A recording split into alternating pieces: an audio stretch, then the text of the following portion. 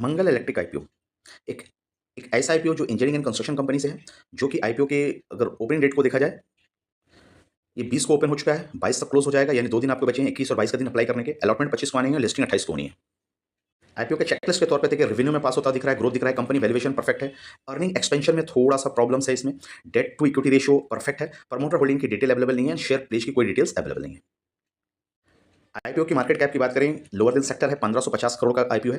Revenue करीब-करीब आप देख सकते हैं, करीब 550 करोड़ के 550 करोड़ के आसपास का रेवेन्यू है, तो वन थर्ड बोल सकते हैं रेवेन्यू। ग्रोथ रेट 15% का निकल के आ रहा है। सेक्टर इंजीनियरिंग एंड कंस्ट्रक्शन है, प्राइस 533 टू 561 है। आईपीओ रेगुलर है, 26 का लॉट में मिलेगा। आईपीओ की इश्यू साइज 400 करोड़ की है। आईपीओ के ऑब्जेक्टिव की बात करें तो 30% वर्किंग कैपिटल के लिए, रीपेमेंट ऑफ द बोरिंग 25% के लिए, जनरल कॉर्पोरेट पर्पस के लिए 22% के लिए एंड कैपिटल एक्सपेंडिचर्स में 21% के लिए लगाने जा रही है कंपनी। आईपीओ की अगर वैल्यूएशन की बात करें तो वैल्यूएशन के हिसाब से 24 के पी के पे आ रहा है, सेक्टर का पी जबकि 40 का निकल के आ रहा है, तो लो वैल्यूएशन पे है, डबल मल्टीपल होने के चांसेस है।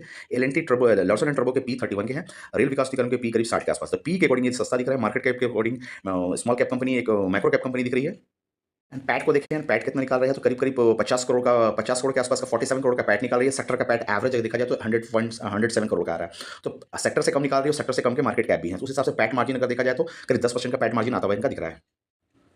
तो 10% के पैट मार्जिन और करीब करीब 15% के रेवेन्यू ग्रोथ के साथ आप इस स्टॉक के साथ जाना चाहते हैं तो कमेंट्स में जरूर बताओ। इस सेक्टर के वाइज अच्छा दिख रहा है, सेक्टर लीडिंग सेक्टर दिख रहा है, इंफ्रास्ट्रक्चर एंड कंस्ट्रक्शन इंजीनियरिंग के साथ में, और ये ट्रांसफार्मर से रिलेटेड काम करती है, तो इस हिसाब से इलेक्ट्रिकल सेक्टर है, तो नजर बना के रख सकते हैं। Thank you friends.